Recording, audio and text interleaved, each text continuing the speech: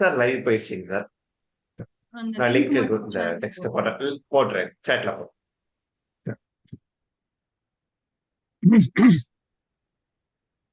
வணக்கம், அனைவருக்கும் வணக்கம்.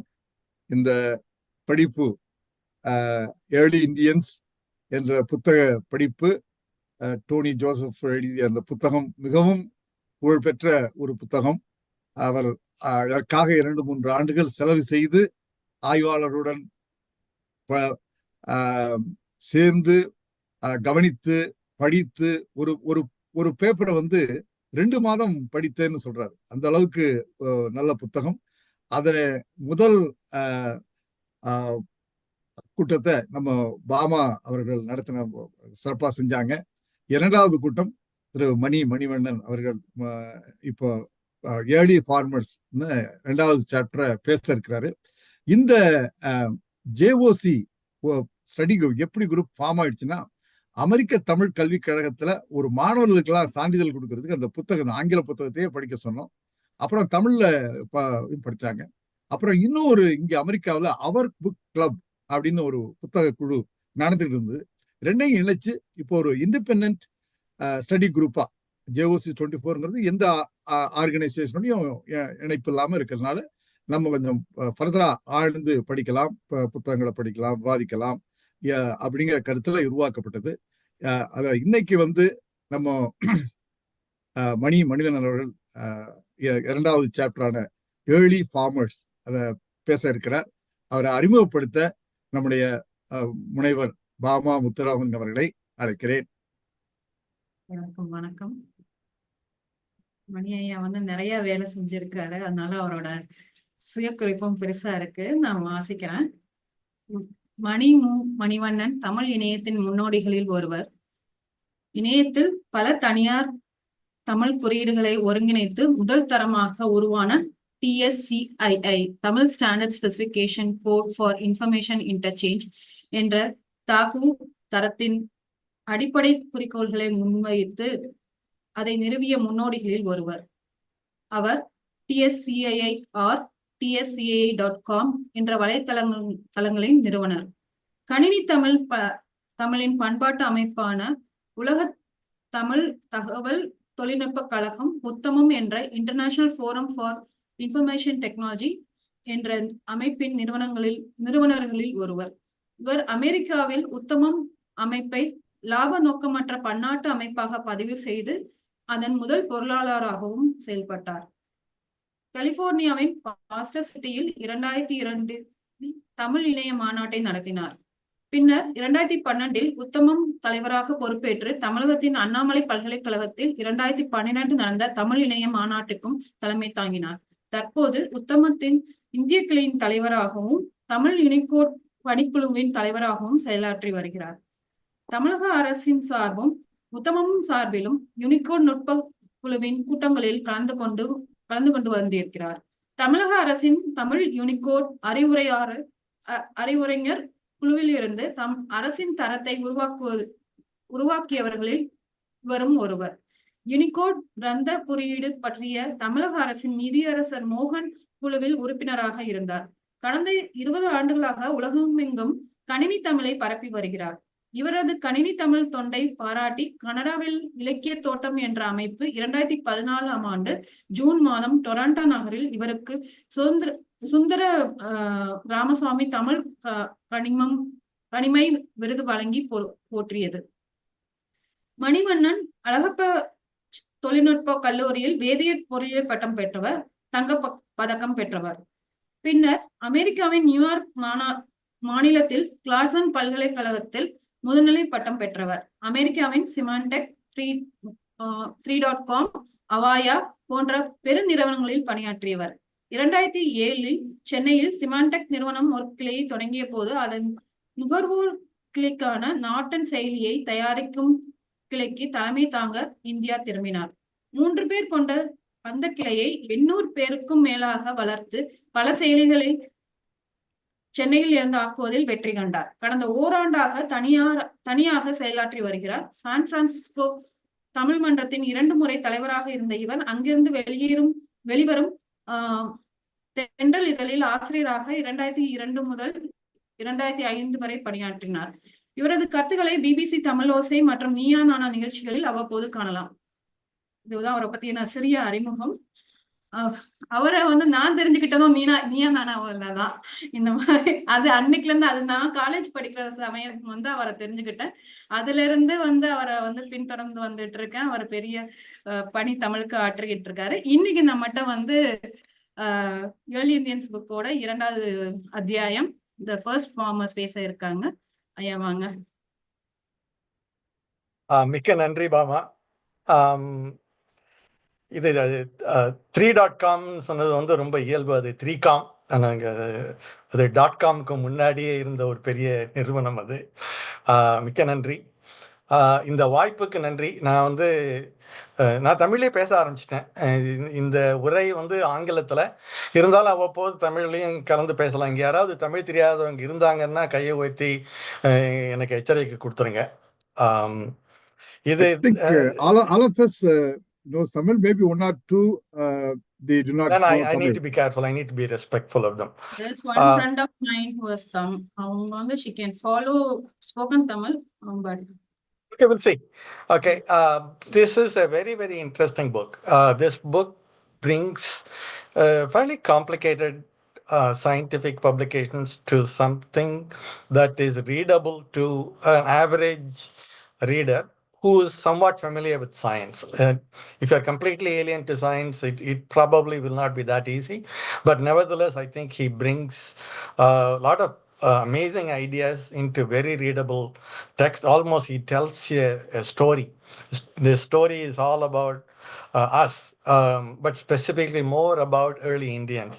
I was very interested in reading it, and it's a pleasure to share that excitement with all of you.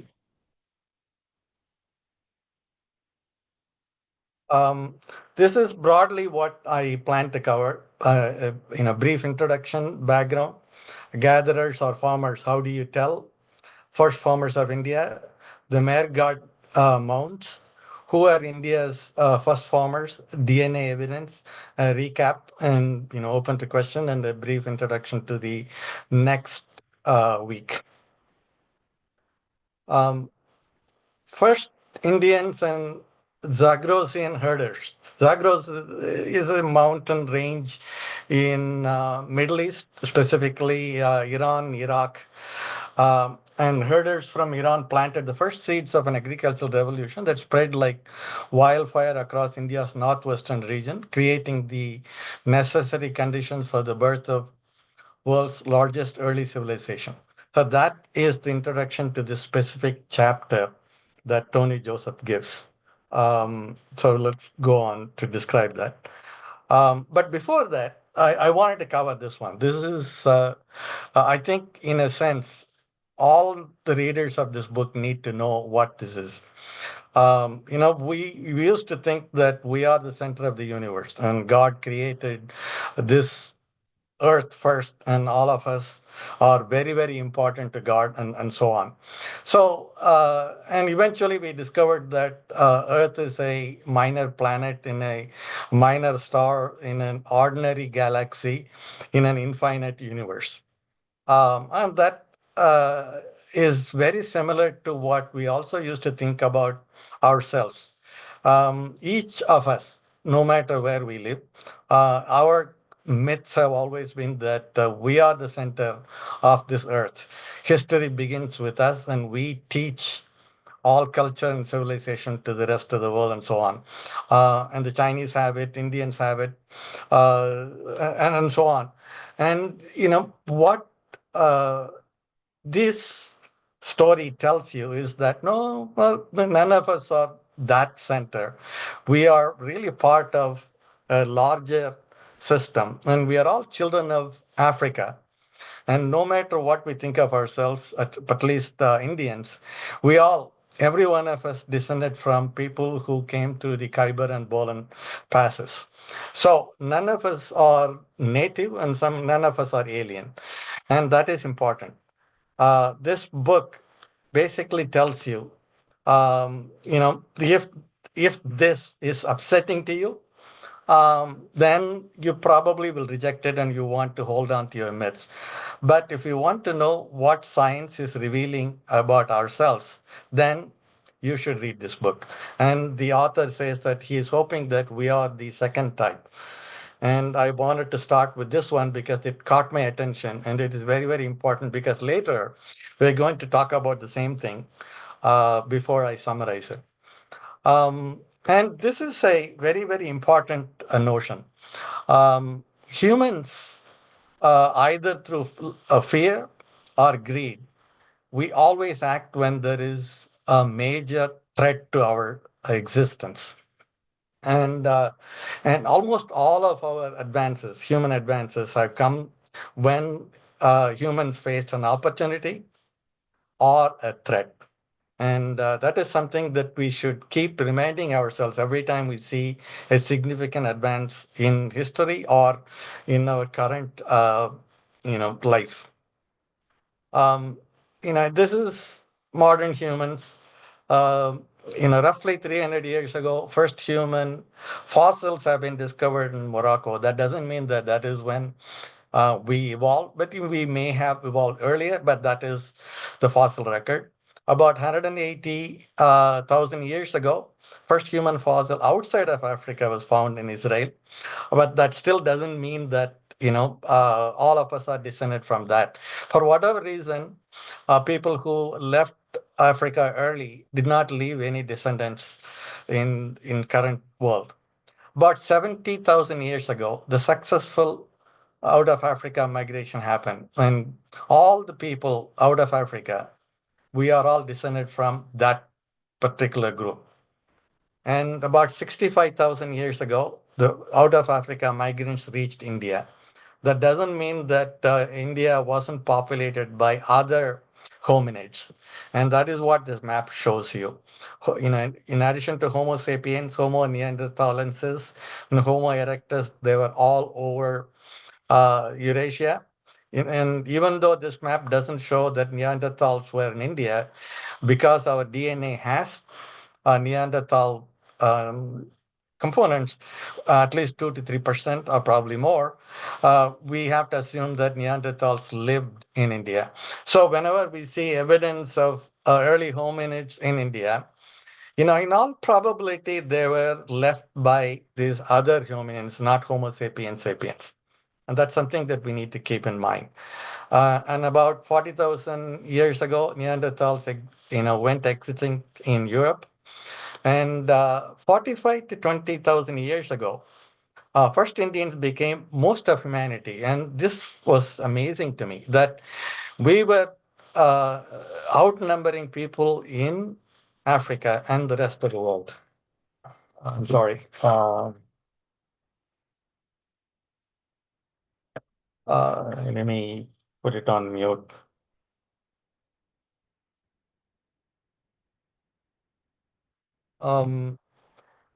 Okay. First farmers much later, 7,000 BCE.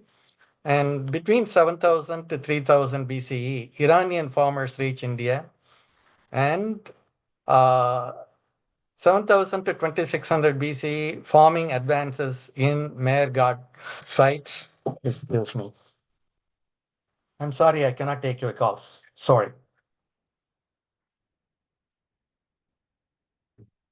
Sorry about it. Rice harvest also happened at Upper Ganga in about 7,000 BCE. And 5,500 to 2,600 BCE is early Harappan. I'll stop at that one. I wanted to, briefly go over this thing because we need to know what the time scale is all about when we talk about first farmers. And this is the spread. The interesting thing about it is, when modern humans left Africa about 70,000 years ago. They went through a tiny bridge almost at the very edge of Saudi Arabia. And they couldn't have jumped across the Mediterranean because they didn't know how to cross the Mediterranean Sea. And yet, about 5,000 years later, they were able to get into Australia, probably through a land bridge. And then much later, they were always, all the way into Pacific Islands. So they developed technology to cross the oceans within a few tens of thousands of years. And that's something that was fascinating to me. Um, this is a model that Tony Joseph describes. Modern Indians are more like a pizza. The base is first Indians, no matter who you are. You always have the first Indians as the base. The crust may be thick or thin, but inevitably there will be a first Indian component in your DNA. And the sauce that is spread throughout is the first farmers. And this is also interesting to me because nearly every Indian seems to have the first farmer DNA. And the cheese is a layer that is the step pastoralist. Again, that's also common to nearly all of the Indians. And the toppings are the later migrants. But the first three migrants pretty much form modern Indians. And that is what he emphasizes. And let's go on to the farming experiments. The Holocene, that's something that I think I briefly showed you, last 10,000 years. Okay, that is when humans started to experiment with farming. This time it was not necessarily because of any fear, but because of opportunity. The, the world was warming up and everything was greenish. So they were able to go and do these kinds of things rather than just be hunters and gatherers. They thought that, okay, let's see if we can control some of these things. And this first started to happen in Fertile Crescent in West Asia. But at the same time, similar experiments were also happening in South Asia, that is, India, Pakistan, Bangladesh, and Egypt, and later China, and also Peru in the Americas. Um, and it's possible that similar experiments were happening wherever Homo sapiens were around, but not all of them were successful. This success in farming is what led to the explosion of our population, and that is what led to all kinds of immigration all over the world. And of course, not all the experiments were successful. Not all of these experiments were sustainable. And we don't have any evidence that they were successful or unsuccessful or failed because there is no way to find out, if they did it or not. But agriculture did take off in the four places. And during a transitionary period of about almost 4 to 5,000 years, between 9600 BCE and 5000 BCE, we enormously increased our numbers, and that thing still continues. This is the rough time scale across the world for agriculture and what they were able to grow. And here is a fascinating description of how do you tell gatherers and farmers apart? Because they have only evidence that is probably thousands of years old. And how do they do that? They find evidence of remains of domesticated animals and domesticated plants. And in general, domesticated animals become smaller, they show less aggression, and their brains are smaller and they lose their extravagant horns.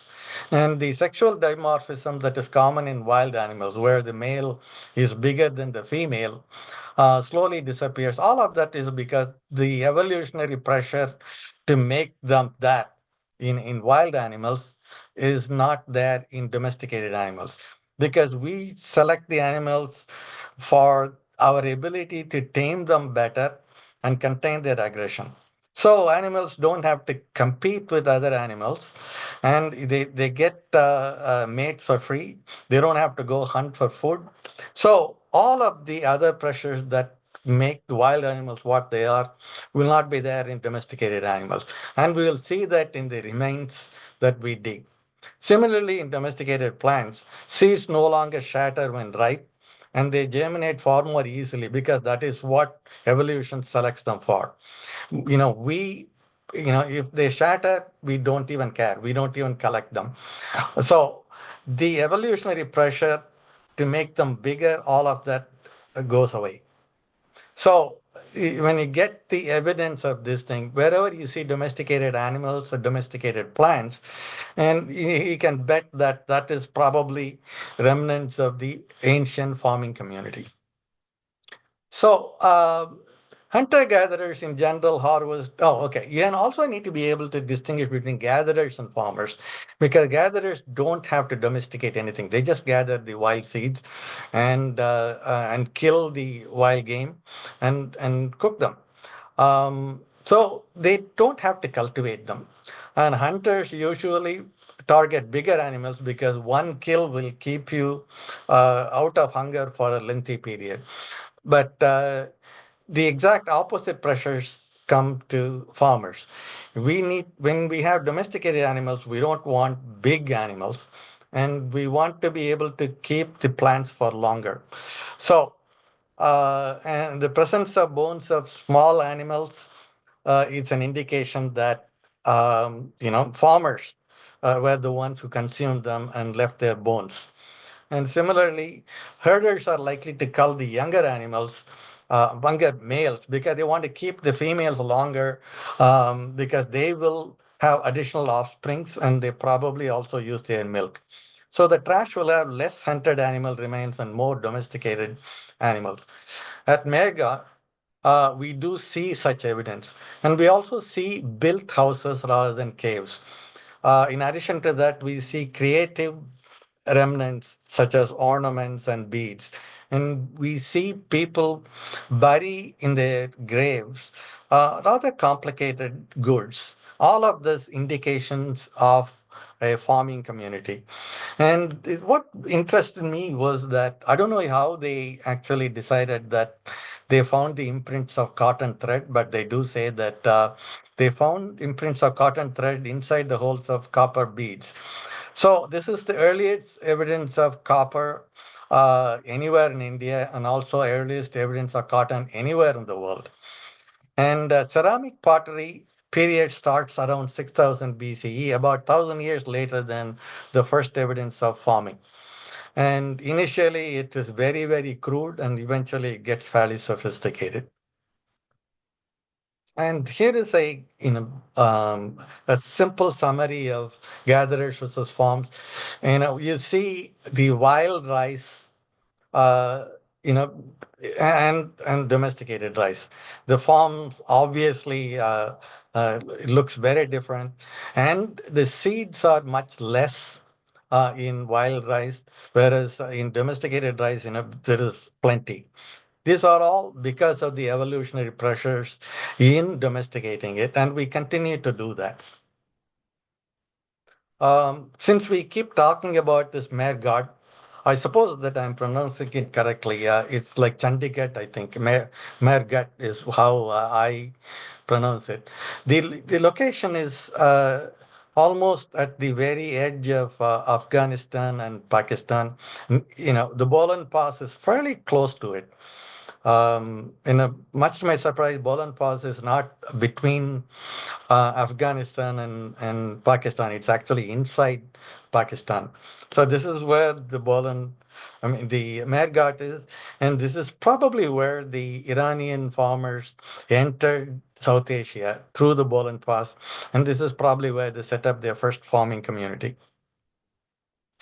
And this is another interesting thing that Tony Joseph talks about.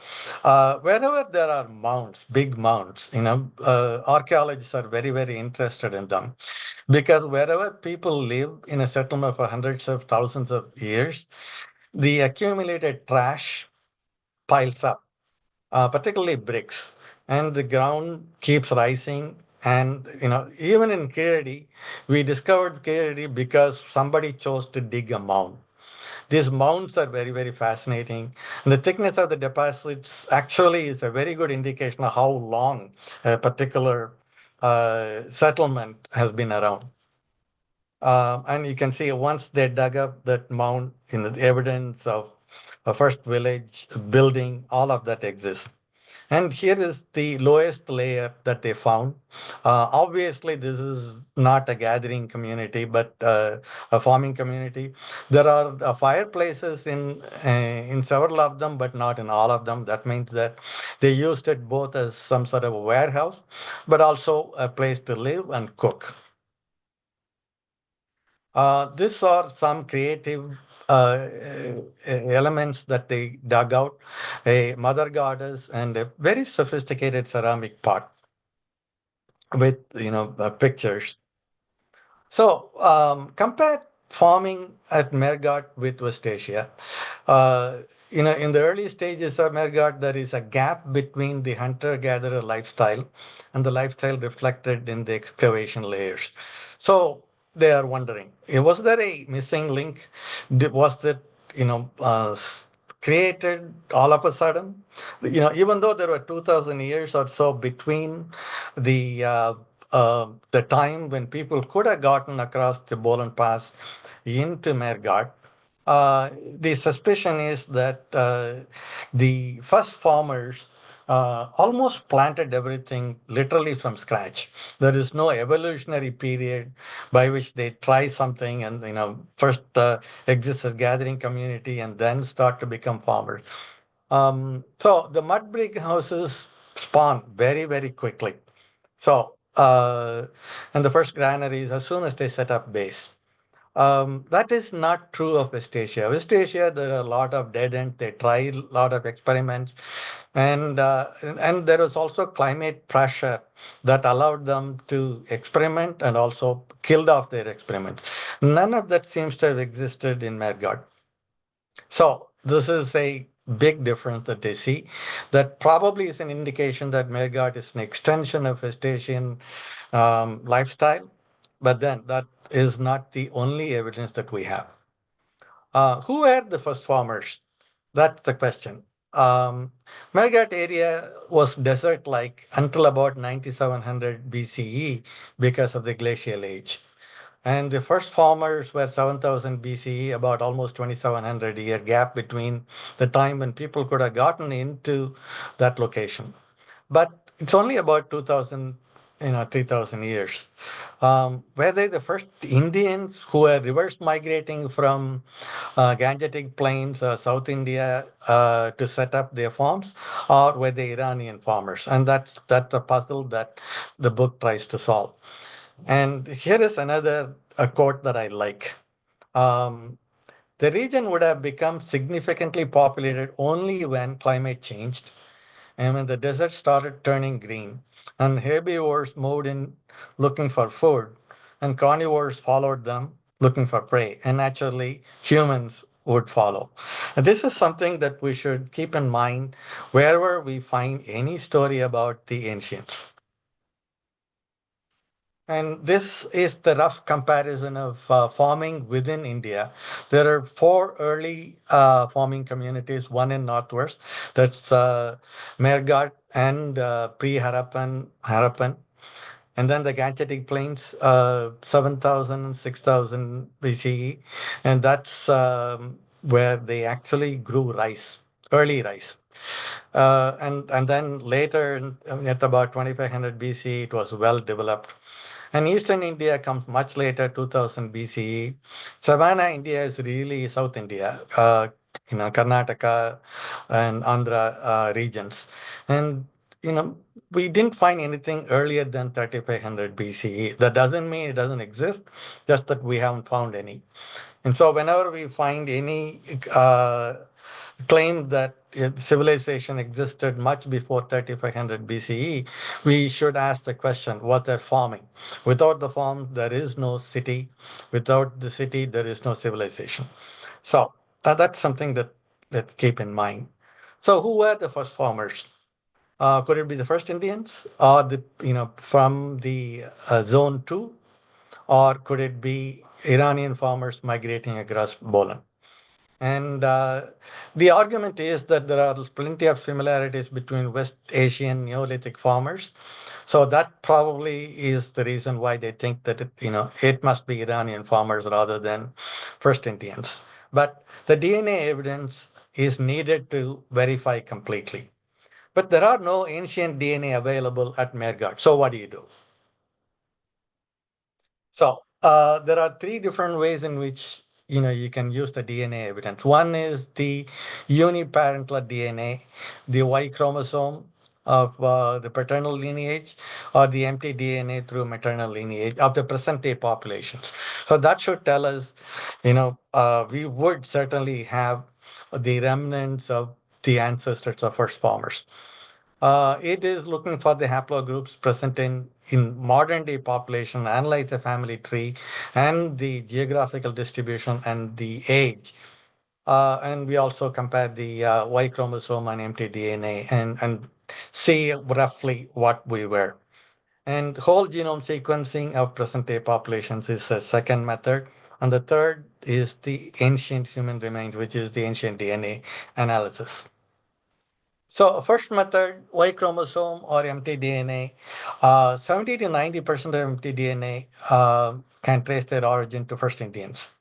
So that is one data point. But only 10 to 40% of the Y chromosome, that's our paternal lineage, is first Indians.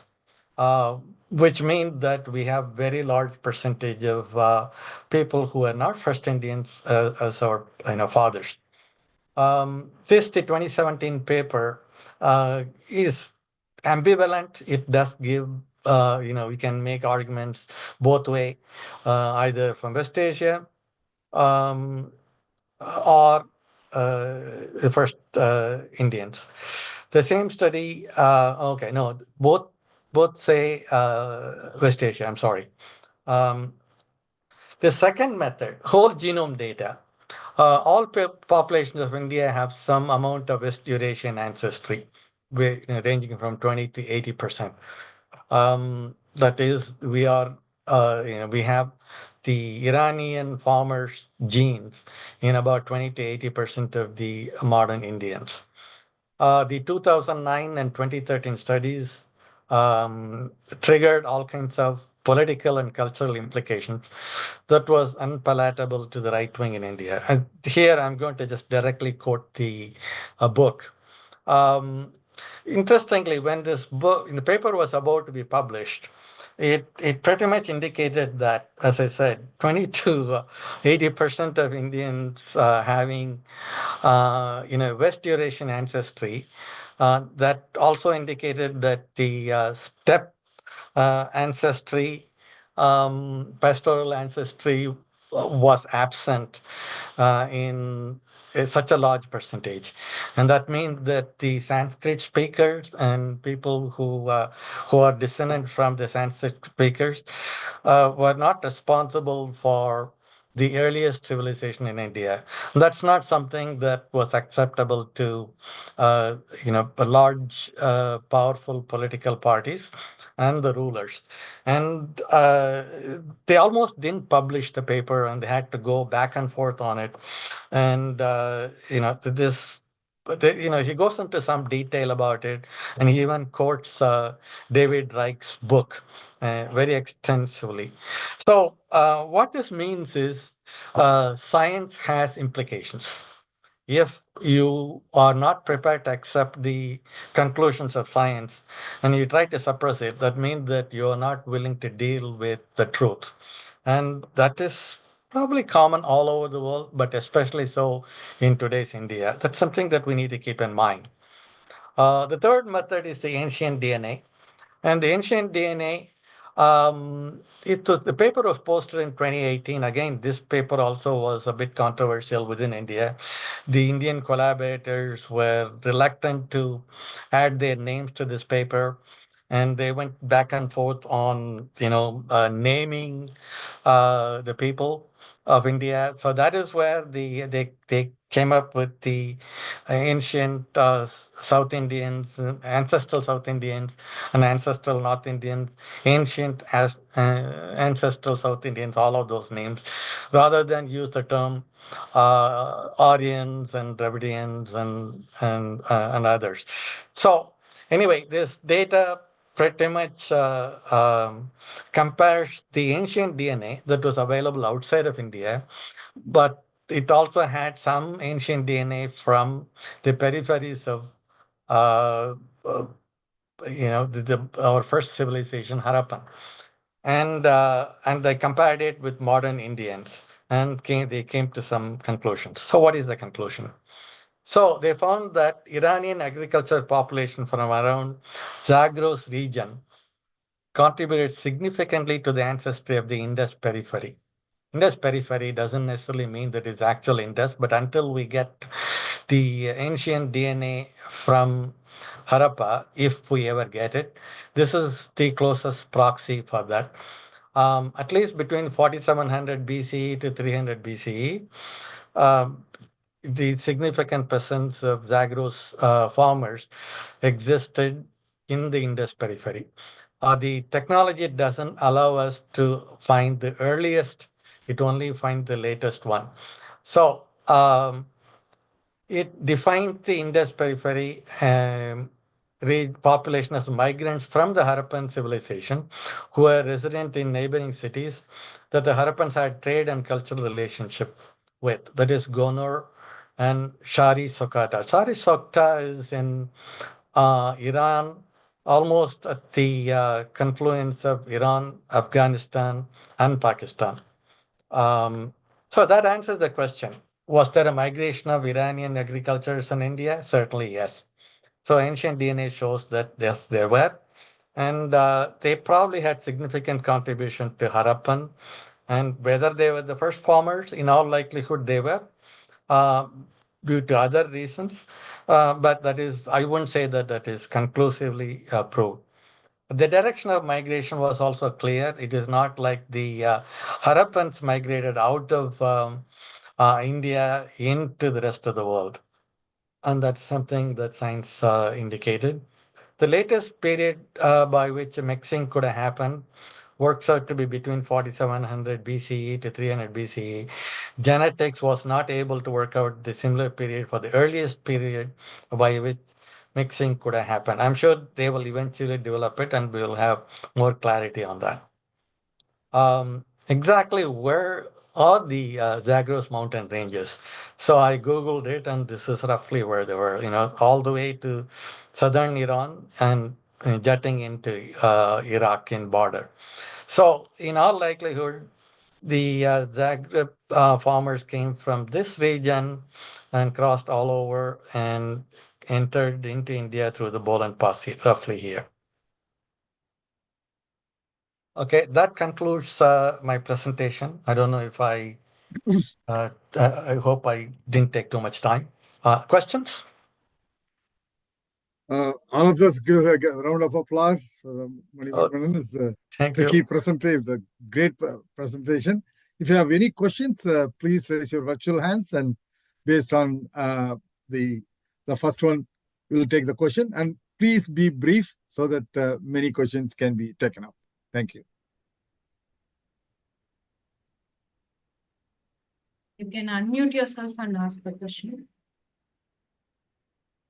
I have this question. So Sure. we talk, like when we read about articles like this, right? There are three things that comes into this articles. One is the Fertile Crescent, Anatolian farmers, and then the third one being the Iranian farmers.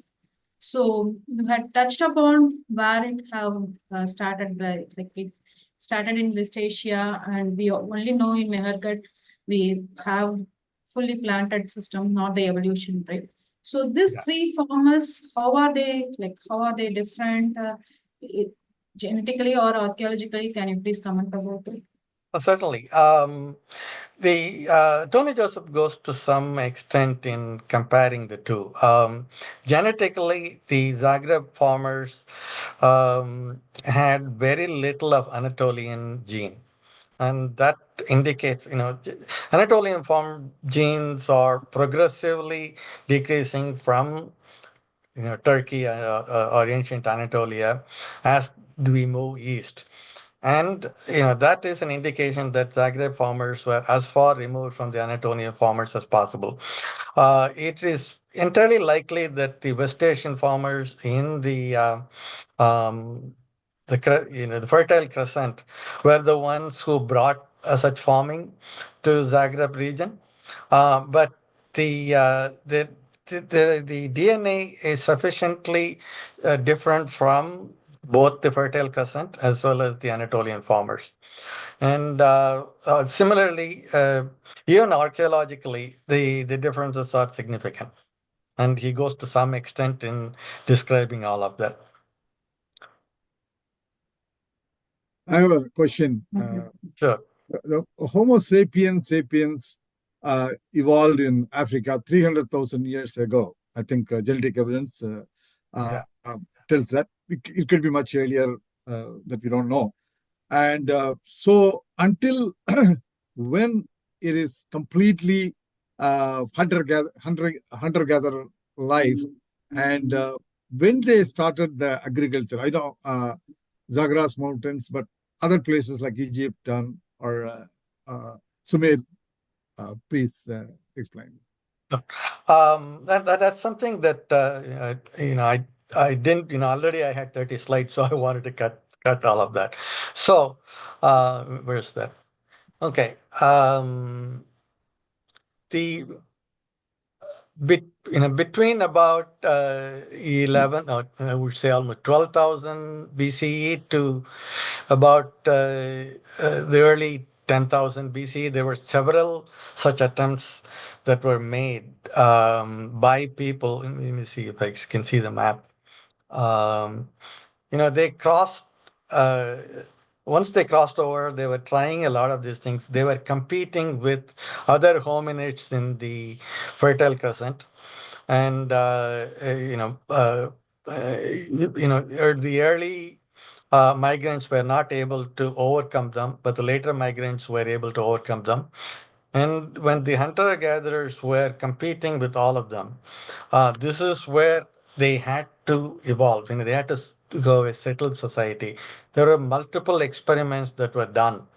Uh, we have evidence of that in Fertile Crescent, and not all of them were successful. That is, the range was between about 10,000 at the end of the last glacial period to much later, 8,000, 9,000 BCE. That is the Holocene period. Yeah. Thank you very much. And this is my granddaughter. So one more question.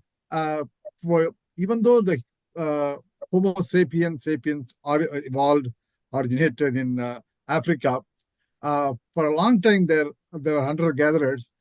Why I think the climate change caused them to come out. And you said something that in India, after the early Indians population increased, it's even more than Africa. Can you comment on that? Sure. The population explosion of modern humans, the Homo sapiens sapiens, is directly related to advance in agriculture, farming. Once they were able to build settled societies, for the Gangetic Plain was plentiful. People were quite successful in becoming farmers, and for a period, the Indus Valley region and the Gangetic region, I think the numbers were exploding. So when they talk about population explosion, we shouldn't be thinking about millions. There was a time when just 250 people would be considered a village. So in Harappa itself it's a big city. Harappan regions, there are a lot of other urban regions as well, but they were not into several millions. They probably were even if they had 10, 15,000 people, that's big. It's a huge urban population. But I think Harappa is much larger than that. And that entire range, Dr. Raj might be able to comment on it. I think it was between about 100,000 to 500,000, if I remember correct. So at one point, there are far more Homo sapiens sapiens in Indian region than any other region in Eurasia. I don't remember exactly what the numbers were, but we were considered the center of human populations. So vast area, habitable area for Plentiful, Homo sapiens. easy farming, that probably allowed them to grow very quickly. And there's the other reason also may have been that we probably didn't have much of a competition. The other hominins had probably been wiped out, or we wiped them out. We don't know. But there is no evidence of Neanderthals or any other hominins in India except through the stone microlithic evidence that we have. There is no fossil evidence, but I'm sure they were there. One hypothetical question, final question. Why they waited for a long time, even though 300,000 years ago, Homo sapiens evolved in Africa to come out, and initial attempts are not successful? Why, you think, hypothetical question? Okay, yeah, that Tony Joseph mentioned that too. They because we have the 180,000 years ago fossil in Israel, that probably is not the earliest one. There may have been other attempts to cross over into Eurasia by the Homo sapiens sapiens, but they were probably wiped out by Neanderthals, who are bigger and stronger and larger in numbers in that region. So it probably took us considerable time to evolve with sufficient aggressive weapons to compete with them. So that is probably the reason why we were not successful in overcoming the Neanderthals. But this is speculative. And even when we crossed over into Eurasia, it was through the southern edge of Saudi Arabia rather than through the northern Egypt route. So that probably is because of climate change. But this one, there was a land bridge available to us. And we also were not able to cross into Europe, even though there was probably a close enough of a region for them to jump, but they didn't. That probably is because the oceans were deep and they were too scared to cross them. Thank you. Sir, I have a question. Mhm. You were showing us a slide about farming in India. I'm not sure about that. You were saying that it came to South India in the later. Yeah, I think this is the one. It came at the later part, but we do have evidences that in farming was practiced way back, like in 3500 BC or something like that in Adichanallur and Porundal projects and all. We got farming tools during excavation in sites like Adichanallur and Porundal websites. So, this book was published in 2018. Adichanallur excavation is much earlier than that. I am not certain that they were able to reliably date any of the tools that they used. And it is also very important that in addition to the tools, we also need to find evidence that other things existed. Like in Mehrgarh, we have evidence that there was an ancient village, and there were domesticated animal remains, domesticated plant remains. We need to find all of them to conclusively agree that yes, but Adichanallur had it. Yeah, but we do have அந்த தமிழ்ல சொல்லணும்னா நெல்மணிகள் எல்லாம் வந்து பொருந்தல்ல வந்து கண்டெடுக்கப்பட்ட நெல்மணிகள் எல்லாம் வந்து it dates back அப்படின்ற மாதிரி சொல்றாங்க இல்லைங்களா ஐயா? அது It could be it even அப்படி இருந்தா கூட it is not 7000 BCE. okay. Yeah. Okay, If the I time may is add, And it the- probably was even இது என்ன தெரியல 2500 BCE, 3000 BCE is also later than Mehrgarh. okay. All right, I got it. Thank you. If I may answer the question the Uma raised, the paddy that was found at Archanallur that was dated was 1150 BCE, I think. We haven't yet found anything that is older than that to carbon date. Even the iron implements they found, it was not. It was the charcoal that was in that neighborhood, in that area, that was dated. So we haven't found organic stuff that is 5,000 years old, 5,000 years ago. The earliest is 3,150 or something like that. Thank you. Sridevi, please ask your question. Good morning, If- ma'am. I just have a doubt, like how did plate tectonics play with this? Because we have a conception like India was once joined with Africa. So how does this out of Africa migration theory? Maybe I'm just observed. I'm new to this, so I have a question. How did plate tectonics played with this migration part? Is there any answer to that? Yeah, the plate tectonics, if you go read up about it, this is millions of years ago. Okay. When India was attached, to the rest of the Pangaea existed, there were no humans. Okay. So all of this migration happened long after that. We are talking about a few thousand years rather than millions of years ago. Even the earliest one, the 300,000 years ago when Homo sapiens evolved, by that time India was already part of Eurasia. Thank you, sir. Sure.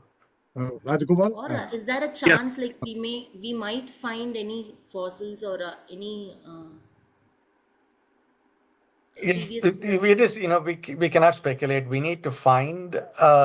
See, the thing is, modern science is not unipolar. Okay, we have multiple areas, multiple disciplines that are investigating it.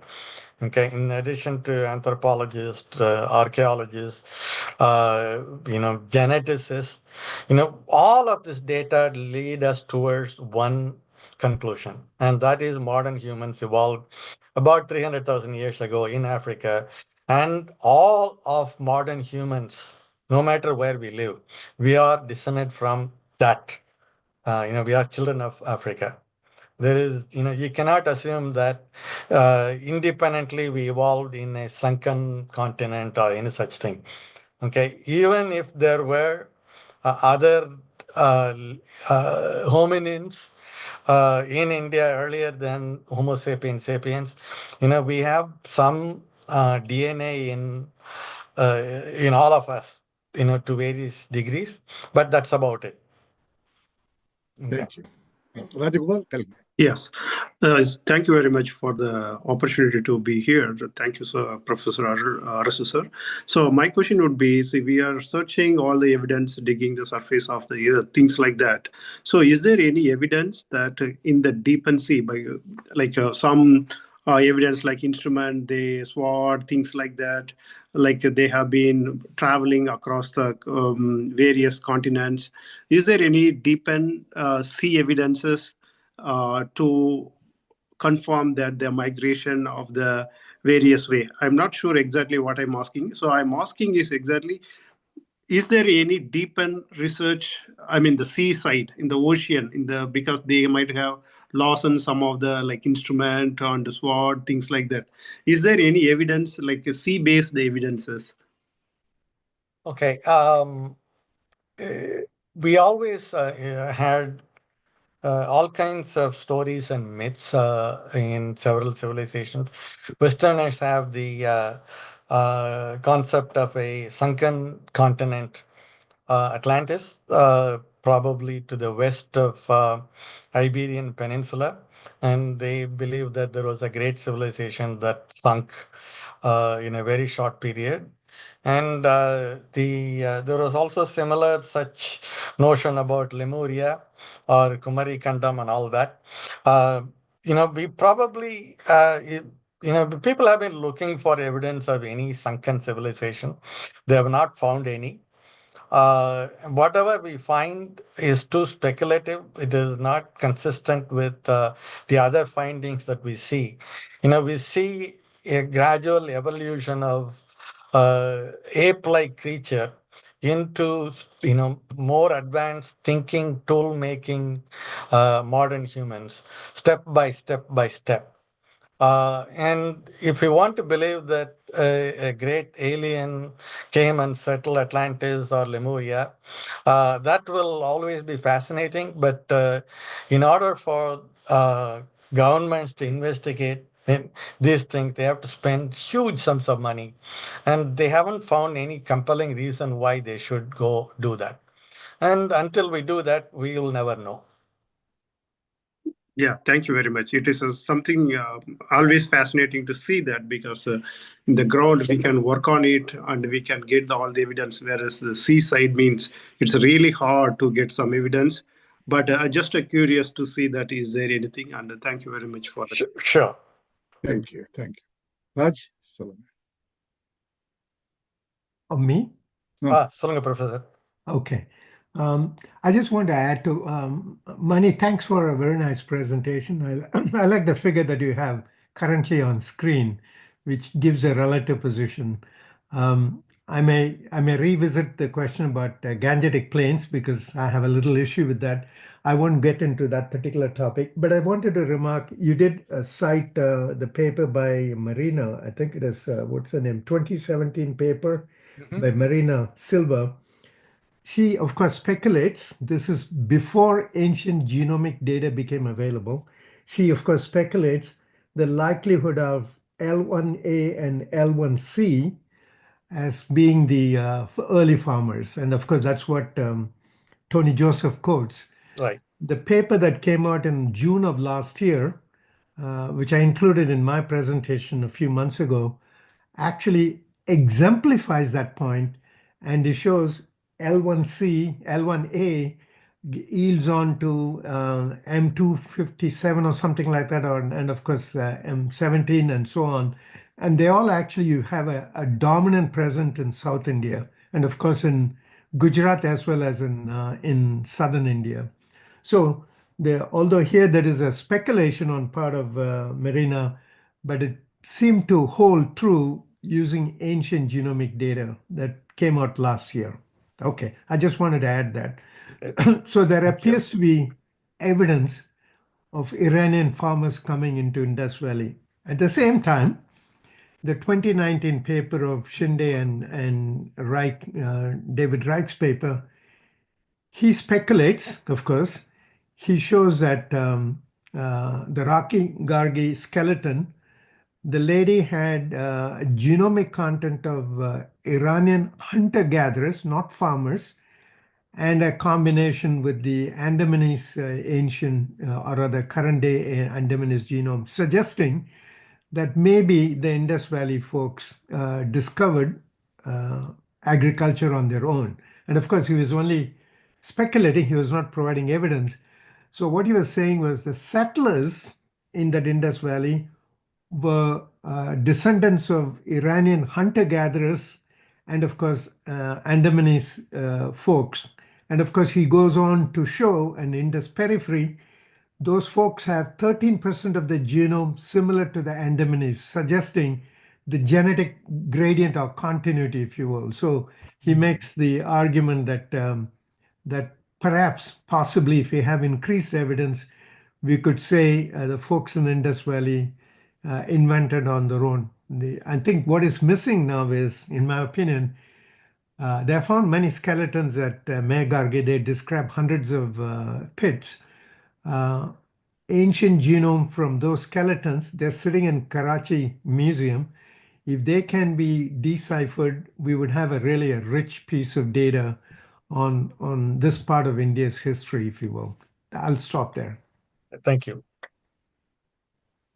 I always wondered, until now, the Dravidian languages are considered local to South Asia. They are not part of any other language family outside of India, even though there have been some speculation that there may be a connection to Iran. But if it turns out that the Dravidian languages are entirely homegrown, and it's not unlikely, because even other hominins had the ability to speak. So it is possible that, like you said, the Iranian hunter-gatherers and the first Indians, they may have been responsible for the first farming as well as first civilization, and also the first language of India. Yeah, but there are, I think that area, in my opinion, if I may speak, Arasu, Oh, please. the linguistic linkages are yet to be explored. I think it is a very open question. And of course, there is the McAlpin's hypothesis of 1980 or 81, and subsequently Professor Southwood at U of Penn followed this up. He called it as the Zagronian Hypothesis. language group. Mhm. He includes Elamite as one of them, and there are some similarities with respect to Dravidian languages and Sumerian languages. For example, Sumerian languages agglutinative, that is, you combine words. That is, you don't have to go, but instead we add to the verb, or we add the conjunction to the noun. That characteristic is common in Elamite as well as in Sumerian. And similarly, Sumerian is a subject-object-verb type of a language construct syntax. There are some similarities, but the linguists would say they're different languages. But so it is possible, this is a pure speculation, 8,000 years ago, the language that was spoken in Mehrgarh was some kind of a language that is very remotely linked to Tamil or current day Tamil, but it had a closer affinity to Elamite or Sumerian. But then it evolved, because over thousands of years, languages evolve, they change. And what we have is the result of evolution of the language over many, many years. Although many people would reject the linguistic connection between Elamite and Dravidian language group, but we're not talking about a language that literally died 2,000 years ago. So the linkages would have been 4,000-5,000 years ago. If somebody from Tamil Nadu from 3,000 years ago spoke in Tamil, do you think all of us will understand what he's talking about? Certainly I'm not. not certain. I think there would be linguistic language differences. And therefore, my suggestion would be that these linkages exist, but they have to be explored, I think. Although they may not be directly connected, but there could be some connections. Some of the words, common words like mother and father, it is the same in Sumerian as it is in Tamil, right? And of course, Sumerian has the two classical words that we suggest because of trade, yellu, which is sesame seeds, and pallu, which refers to the ivory, and which were both exported from either Indus or from southern India, where the Sumerian language adopted those nouns because they came through trade effects, right? So those are yet to be explored, I'm afraid. But language isolates are, not rare. Uncommon. And not uncommon. Yeah, we will, we see it in Iberian Peninsula, and even Finnish is an isolate. So it is possible that there are remnants of Brahui. They are probably remnants of in an even older group of humans. So we don't know. You're right. These things need to be explored. Anybody? Anybody else? Please ask your questions. Raise your virtual hands. So I have this question as we talk about it or as I go over your presentation. So we know that the out of Africa migration happened several thousand years ago, like 20,000 years ago, right? And then this agriculture has started about 10,000 or 12,000 years ago. So this in this time span, or even today, like as we travel now, so what would be the development, like the brain development, which makes them understand that farming is possible at this around 10,000 years ago? Stages, right? Like because this is 70,000 years ago and the agriculture is 10,000 years ago. So there is a time span of 60,000 years in between, right? Sorry, 70,000 years to be precise. So the brain should have developed to understand that farming is possible. Like, is there any? That's possible but unlikely. I think with this the brain development time. I think it needs to be a lot more than that. I don't think Neanderthals were any less intelligent than Homo sapiens sapiens. They're probably they had the language ability. They were tool makers. They were actually stronger than us, and yet they were wiped out by us.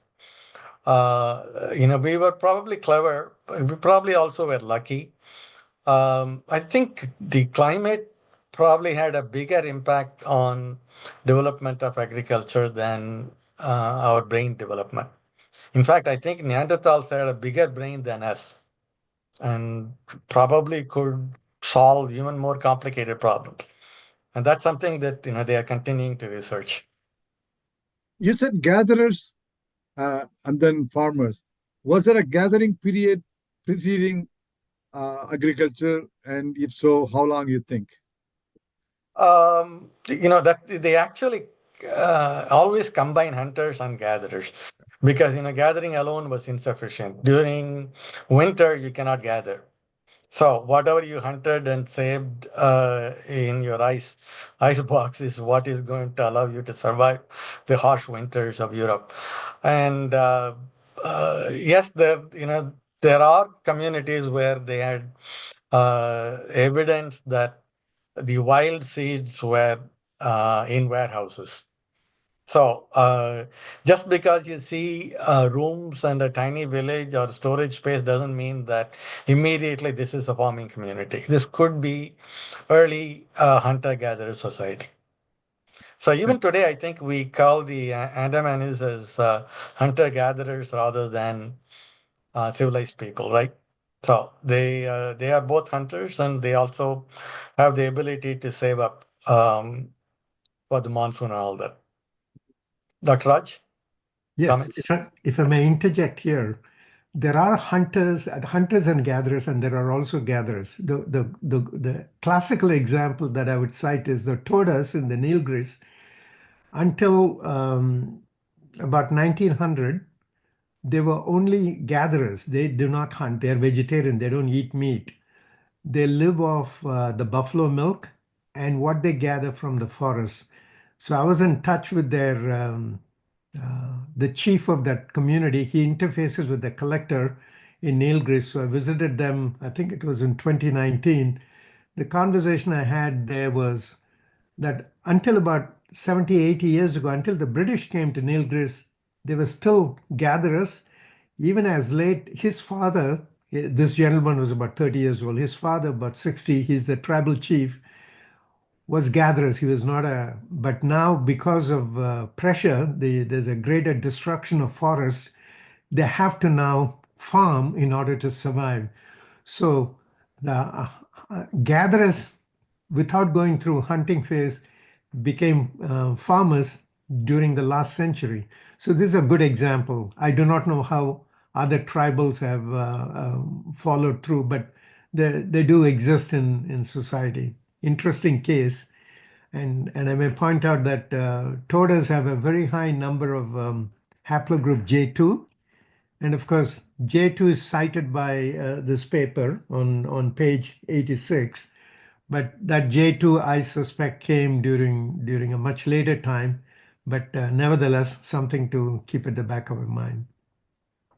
Let's stop there. Thank you. Next week, next Friday, all of you, please attend the meeting.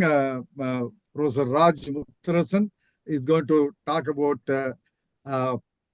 chapter 3, the first urbanites, the Harappans. So it's going to be an interesting talk. And if you are not a member of JOC 24 WhatsApp group, please let us know, any one of us.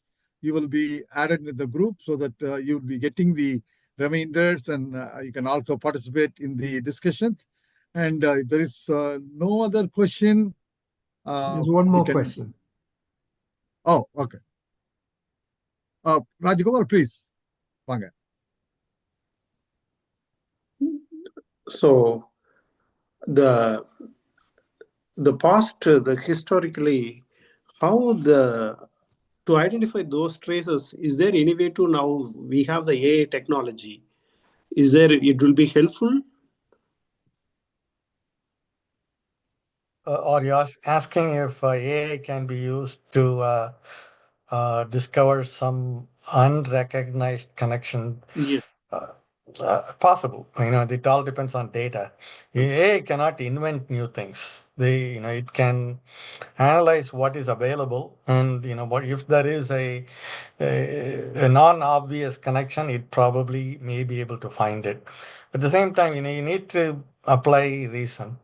Whenever I see, Pumbuhar had a harbor 15,000 years ago, immediately I'm wondering, okay, what were they exporting? If there is no evidence of any kind of farming community around them, if there is no urban civilization around them, what was the reason for them to develop any kind of a harbor there? Who were they trading with?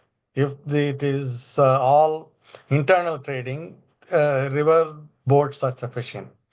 Ocean-going boats are probably riskier than the interior trading networks. So those are, I'm not saying that, there wasn't a harbor or a city 15,000 years ago. But if there is a claim like that, the natural question would be, what other evidence is there to back it? It is not an isolate. Yes. For example, like you told that we need data. It's getting data is really hard, especially this space. And if you want to do it, all the evidence need to be digitalized and then feed into the AI. So maybe we get some traces, probably. I'm not sure, but I've just It's one of the things that I would do if I were an AI scientist is to feed ancient inscriptions that were available, okay, without having the modern knowledge, and see if AI is able to decipher them with incomplete data. Okay, so when you have multilingual inscriptions, obviously you can map them and decode them. The problem with the Indus inscription is that there is no bilingual. It's possible that Indus itself is bilingual too. We don't know. Yes, we can actually throw some old data at it, just like we let AI play chess. We can probably give it a puzzle that we already have solved. The problem with this is AI already knows all of that. So it knows exactly how to conclude. So we'll see. There may be methods to test if AI can really decode something with incomplete information. I'm skeptical, but we'll see. Thank you very much. Welcome. Mama, you have a comment? Not Okay. There Okay. are some messages I was looking into this. Okay. All right. Let me unshare this.